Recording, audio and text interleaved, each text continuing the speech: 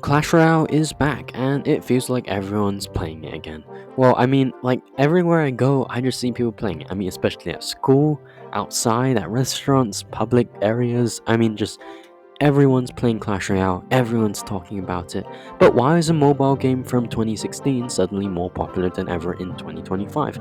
Well, in this short video, I'll be breaking down the 3 reasons why Clash Royale is making such a massive comeback. And I think I, well, I mean, in this video, just a disclaimer, I won't be pointing out every single reason, but these are the 3 reasons which I think are the main reasons why it's actually so popular. So, first up, new content. So for those of you who don't know, back in 2021, Supercell released a game called Clash Mini, which was then later discontinued in April of 2024.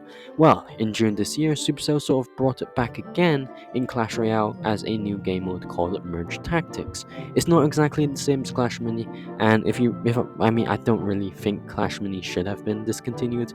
Honestly, I feel like it's a lot better than Squad Busters and Moko. That's a personal opinion though, but I think bringing Clash Mini sort of back in a sense inside Clash Royale as merge tactics definitely had an effect, since if we look at some of the trending graphs, we can see began to regain its popularity around June of 2025. With merge tactics, it also definitely brought in a lot of nostalgia for older Clash Mini players who probably would have come back to see the new mode. Secondly, I also think that the recently new free rewards are helping a lot. I mean, over summer there was a bunch of free stuff which I'll talk about in a second, but when Clash Royale first released Evolutions in 2023, I think there was definitely a drop in players purely because it started to feel pay to win, and it felt like you could only really like compete against other players if you paid and bought evolutions. However, over the summer, Supercell decided to do a free evolution event, which gave out a whole bunch of free evolutions and resources, which ultimately brought back a ton of players as people could get stuff for free. Which, I mean, for any game, free stuff is great for a player base. By giving out something that used to be like for real money for free, it definitely makes players think, wow, it's free, it's for a limited time, I should probably try and grab it because I don't want to pay for it with real money.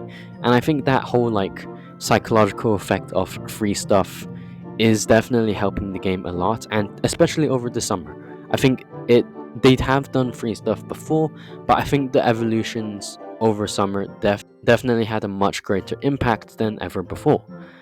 Also, I think one of the biggest reasons for this comeback is Jinxie. Now, Jinxie is one of the biggest streamers and content creators in the world, and they had recently announced that they are going to be switching to primarily Clash Royale content. And again, a massive streamer going to play a game, well, that just brings out an entirely new player base to the game, which is actually insane.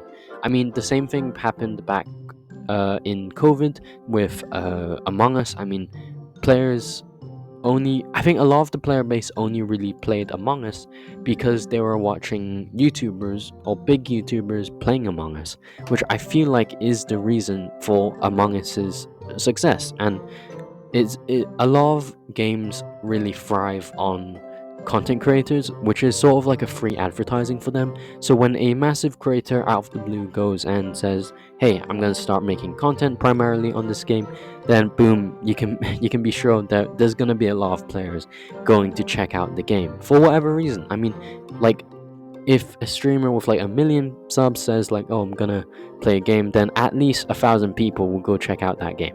But Jinxie is like massive, so I mean, it's no surprise that a bunch of people probably went to play just because of him. Now, before I end, just to put it into perspective, Clash Royale recently hit over $3.8 billion in daily revenue, and this is the best number since 2021, and it's insane for a game almost a decade old. And the hype isn't just in your friend group, and the stats just proved it.